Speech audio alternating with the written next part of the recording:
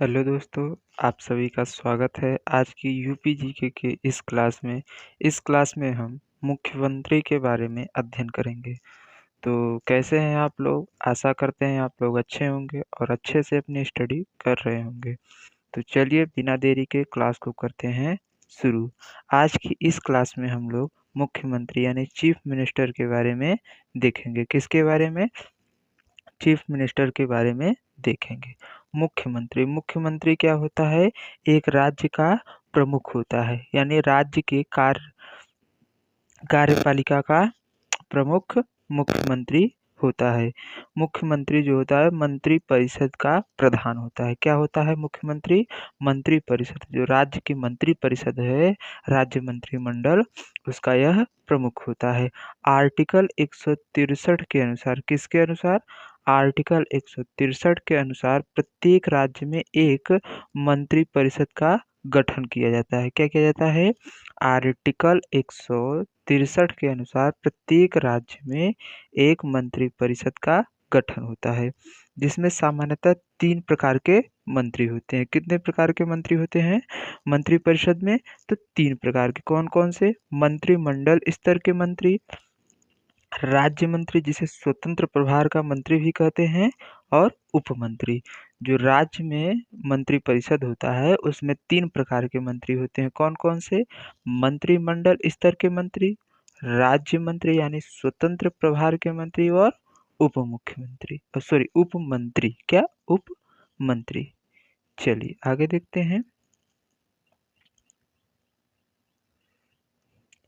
91वां संविधान संशोधन अधिनियम सन 2003 के द्वारा, किसके द्वारा?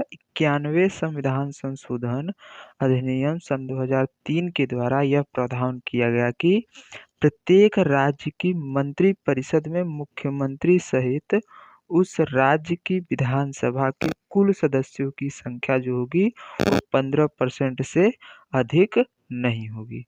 91वें संविधान संशोधन अधिनियम सन 2003 के द्वारा क्या कहा गया? तो इसके द्वारा यह बताया गया कि किसी भी मंत्री परिषद में या संसद या राज्य हो या केंद्र हो, उसके द्वारा जो 15% से अधिक मंत्रियों की संख्या नहीं होगी, मुख्यमंत्री को लेकर राज्य में तथा केंद्र में प्रधानमंत्री को सम्मिलित करते हुए। तो 91वें संविधान संशोधन सन 2003 में क्या कहा गया कि प्रत्येक राज्य में मंत्री परिषद में मुख्यमंत्री सहित उस राज्य की विधानसभा में कुल सदस्यों की संख्या जो होगी वो 15% से अधिक नहीं होनी चाहिए। मुख्यमंत्री, चीफ मिनिस्टर, तो पहले मुख्यमंत्री कौन थे? तो सर नवाब मोहम्मद अहमद सईद खां थे। वो नवाब छतारी जिनको कहते हैं। कब से कब तक थे? तो 3 अप्रैल 1937 से 16 जुलाई 1937 तक। किसके द्वारा? तो जो भारत शासन अधिनियम 1935 था, जिसके द्वारा विधान परिषद व विधानसभा का अंग्रेजी शासन द्वारा गठन किया गया था, उसके द्वारा सर नवाब मोहम्मद अहमद सईद खां जो थे वो प्रथम प्रीमियम थे। क्या थे? प्रथम प्रीमियम थे। आगे देखते हैं। अगला है गोविंद वल्लभ पंत का।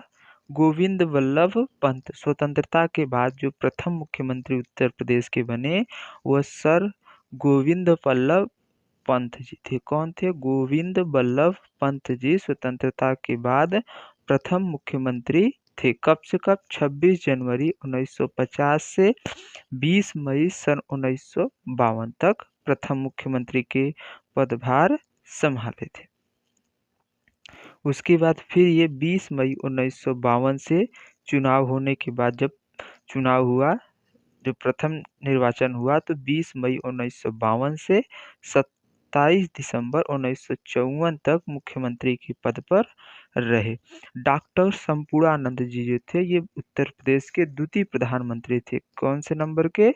सेकंड नंबर के चीफ मिनिस्टर से, जो 28 दिसंबर 1954 से 9 अप्रैल 1957 तक रहे थे। उसके बाद फिर 10 अप्रैल 1957 से 6 दिसंबर 1970 तक ये उत्तर प्रदेश के मुख्यमंत्री के पद पर कार्यभार संभाले थे। चलिए आगे देखते हैं। डॉक्टर संपूर्णानंद जी कौन? डॉक्टर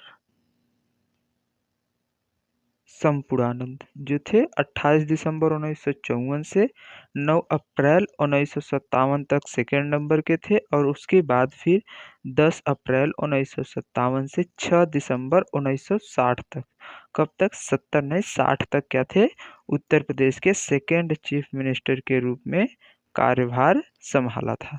सुचेता कृपलानी जी जो थी वो 2 अक्टूबर सन 1963 से 13 मार्च 1967 तक भारत के किसी राज्य की पहली महिला मुख्यमंत्री बनी थी।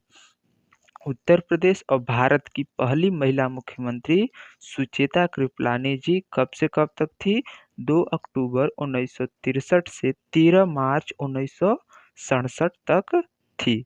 सुचेता कृपलानी ने वर्ष 1962 में उत्तर प्रदेश विधानसभा का चुनाव लड़ा था। कब लड़ा था?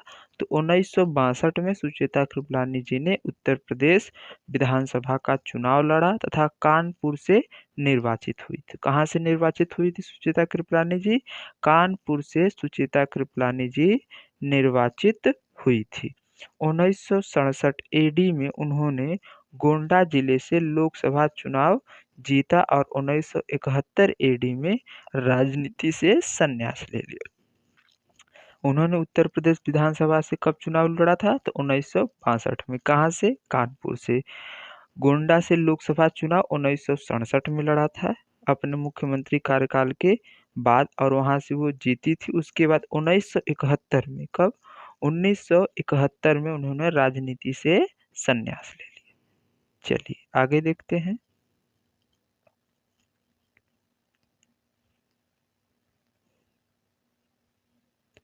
इनका जो विवाह है सुचेता कृपलानी का आचार्य जेबी कृपलानी के साथ हुआ था। किसके साथ?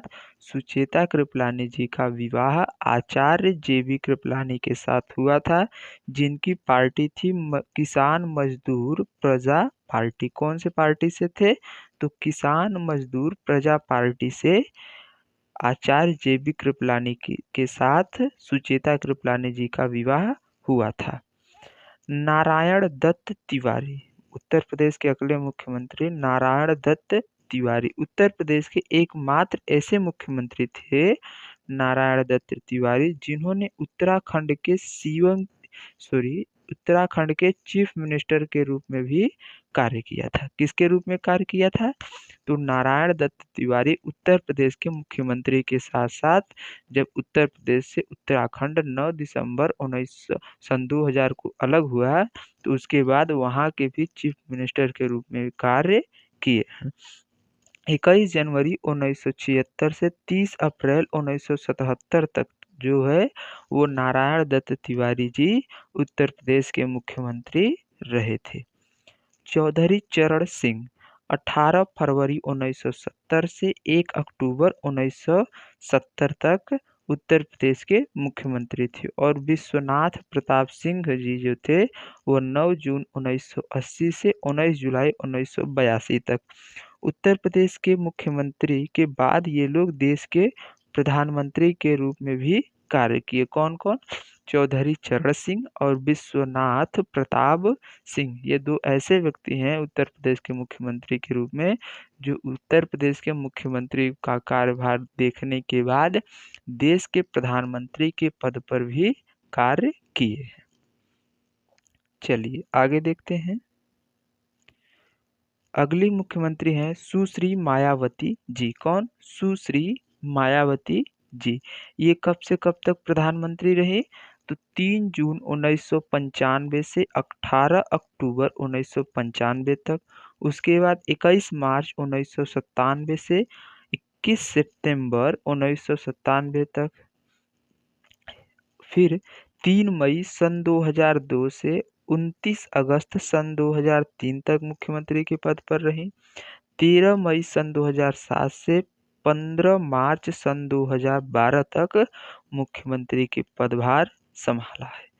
कुल कितनी बार? तो 4 बार। ये राज्य की दूसरी महिला मुख्यमंत्री थी। कौन?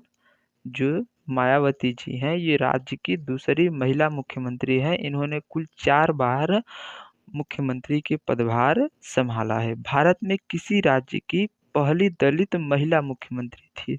सुश्री मायावती जी भारत के किसी भी राज्य में पहली दलित महिला मुख्यमंत्री सुश्री मायावती जी थी।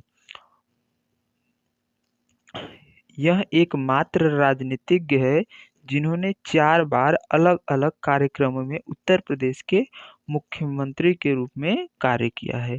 यह एक ऐसी राजनीतिज्ञ हैं जिन्होंने 4 बार अलग-अलग कार्यकाल में उत्तर प्रदेश के मुख्यमंत्री के रूप में कार्य किया है। चलिए आगे देखते हैं। अभी तक जो उत्तर प्रदेश के 3 बार मुख्यमंत्री बने हैं उनमें चंद्रभानु गुप्त, नारायण दत्त तिवारी, मुलायम सिंह यादव जी हैं। उसके बाद कौन-कौन से हैं? चंद्रभानु गुप्त, नारायण दत्त तिवारी, मुलायम सिंह यादव। पंडित जवाहरलाल नेहरू, ये सब प्राइम मिनिस्टर हैं। कौन-कौन से?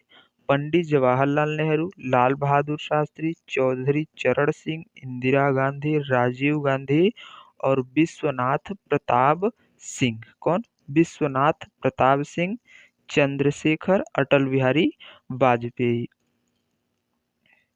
ये सब जो है ये भारत के प्रधानमंत्री हैं। इन सभी का जन्म जो है वह उत्तर प्रदेश में हुआ है। कहाँ पर हुआ है?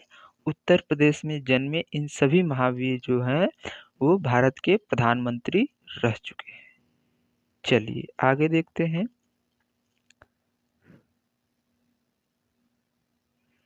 वर्ष 1973 में पीएसी विद्रोह के समय उत्तर प्रदेश का मुख्यमंत्री कौन था? तो ये फैक्ट अधिकतर पूछा जाता है कि वर्ष 1973 में जब पीएसी विद्रोह हुआ था उस समय उत्तर प्रदेश के मुख्यमंत्री कौन थे? तो कमलापति त्रिपाठी थे। कौन थे? कमलापति त्रिपाठी उत्तर प्रदेश के पीएसी विद्रोह के समय मुख्यमंत्री थे। डॉक्टर भीमराव अंबेडकर पुलिस अकादमी कहाँ पर स्थित है? तो मुरादाबाद में। डॉक्टर भीमराव पुलिस अकादमी मुरादाबाद में है। मेरठ पीटीएस परिसर में प्रदेश का पहला पुलिस डाक स्क्वाड ट्रेनिंग सेंटर बनेगा। कहाँ पर? मेरठ पीटीएस परिसर में प्रदेश का पहला पुलिस डाक स्क्वाड ट्रेनिंग सेंटर बनेगा। देश का प्रथम पुलिस संग्रहालय गाजियाबाद में है। देश का पहला पुलिस संग्रहालय जो है वो गाजियाबाद में है।